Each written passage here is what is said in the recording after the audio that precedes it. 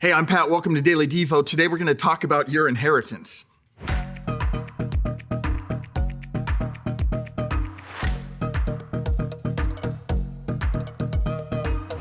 want to take a few moments and talk about your inheritance. What? You didn't know you were getting an inheritance? Oh, yes, you are. My friend, if you put your faith in Jesus, you have an inheritance beyond imagination. You think I'm making this stuff up? Check out Romans chapter 8, verse 17. Now, before I read this, it's important to understand that this verse is a transitional bridge, meaning it reaches back to the previous verses that talked about being a child of God and reaches forward to the verses after it that address the suffering we face in this present world. So here's this verse about your inheritance wedged in the middle of a conversation about being a child of God and suffering. Here it is, Romans chapter 8, verse 17. And since we are his children, we are his heirs. In fact, together with Christ, we are heirs of God's glory. But if we are to share his glory, we must also share his sufferings. Now, in the original language, the word heir is actually used 3 times in this short verse. What is an heir? The definition of an heir is, quote, someone who is legally entitled to the property and possessions of an estate upon the death of the benefactor. But here's the important part to understand.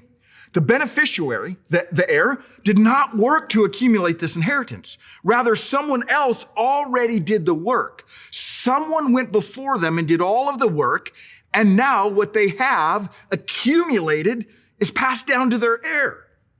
Do you get what that means for you and me? Someone went before us and did all the work. Who was that? Jesus. Jesus went before us and did all the work, and now God is telling you and I that we get an inheritance that we didn't earn. What?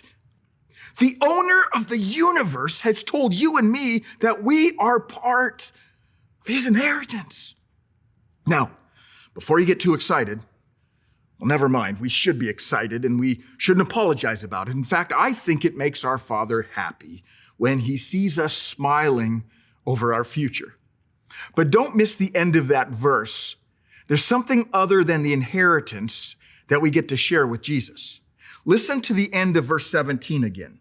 But if we are to share his glory, we must also share his suffering.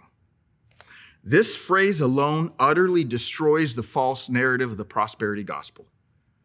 What Paul is saying is that if you are a child of God, it does not exclude you from suffering, but in fact guarantees that you will suffer. But, as Paul explains a few verses later, the suffering we face in this life isn't even worthy to be compared to our inheritance to come. And what did we do to get that inheritance? Nothing.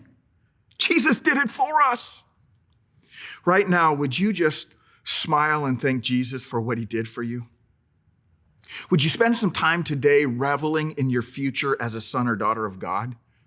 Would you try to wrap your mind around the concept that you have a future inheritance, not from some wealthy earthly man or woman, but from the creator and owner of the universe?